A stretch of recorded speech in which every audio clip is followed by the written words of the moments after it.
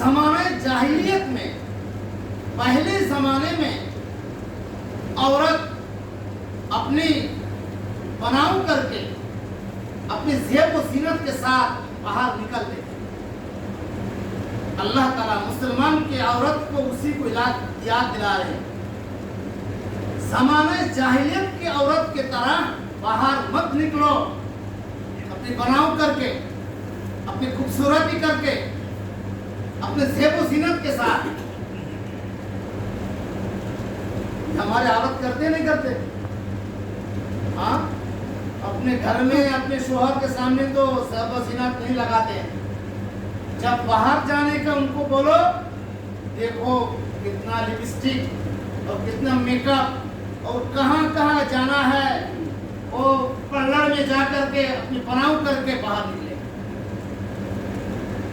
حالانکہ اللہ نے 1400 سال پہلے یہ بین کر دیا، اور اس لفظ کو کیا بتایا؟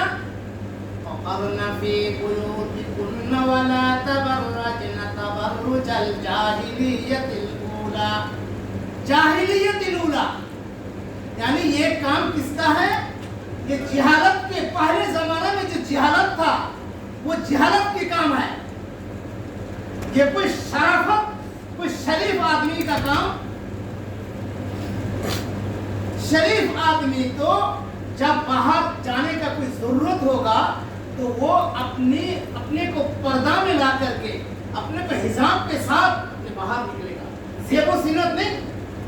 اس لیے باہر جب عورت جائے گی تو وہ خوشبو بھی مت استعمال کرے گا، اپنے آواز کو بھی پست کرے گا، اس کا آواز بھی یہ پردہ ہے، اس کا کپڑا بھی پردہ ہے، اس کا کپڑا بھی کہاں اس کو سکھانے کے لیے باہر دینا ہے تو ایسا جگہ دینا جہاں کوئی باہر کے مرد کا نظر نہیں آتا۔ کیوں؟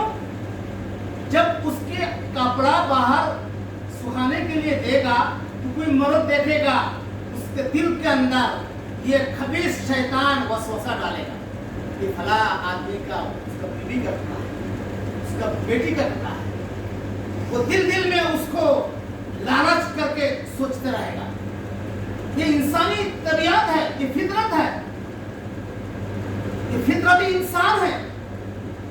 یہ عورت کے اندر اللہ نے اتنا کشش دیا ہے، جس کشش کی وجہ سے اس کے کپڑا کے اندر بھی مرد کی نظر پڑتا ہے، اس لیے اس کا کپڑا بھی پڑتا ہے، اور وہ عورت اپنے سر کھول کر کے، اپنے بدن کھول کر کے، اپنی چھتری کھول کر کے اگر باہر نکلے گا تو یہ کیا ہوگا؟ اس سے امت کیا پائے گا؟ اس سے اس عورت کے پیٹ میں جو لڑکا جنم لے گا وہ کیا نکلے گا؟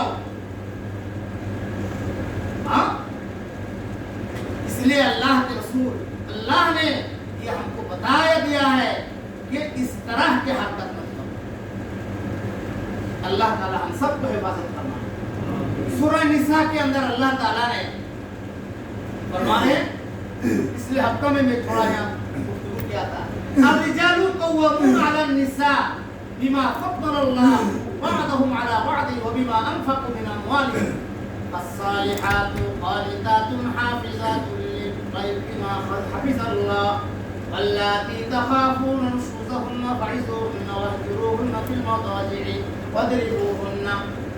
یا لمبا آیت اللہ نے یہاں پر مرد اور عورت کو بتایا، مرد کیا ہے، کیسا ہے، عورت کیسا ہے۔ الرجال قوامون علی النساء، اللہ نے مرد کو حاکم بنایا عورت پر۔ دونوں میں بڑے کون ہیں؟ مرد۔ عورت اس کے ماتحت ہے، عورت اپنے شوہر کے باتوں کے اوپر چلے گا، نہ کہ شوہر اپنے بیوی کے بات کے اوپر چلے گا۔ امیر ہے مرد، عورت نہیں۔ اس کے بعد اللہ تعالیٰ دو لفظ بتایا، مرد کو کیوں میں نے حاکم بنایا۔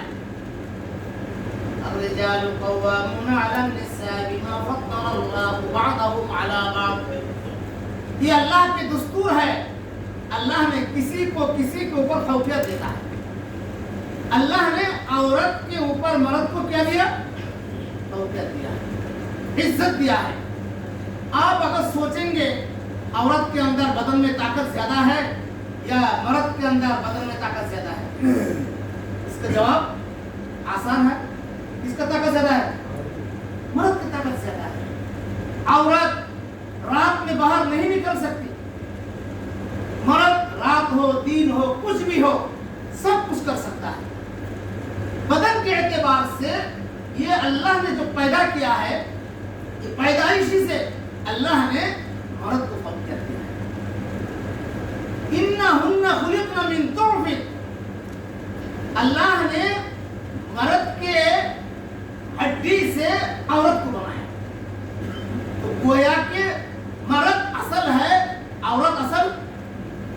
अल्लाह ने माँ हवा को बनाया या बाबा आदम को बनाया? किसको पहले बनाया?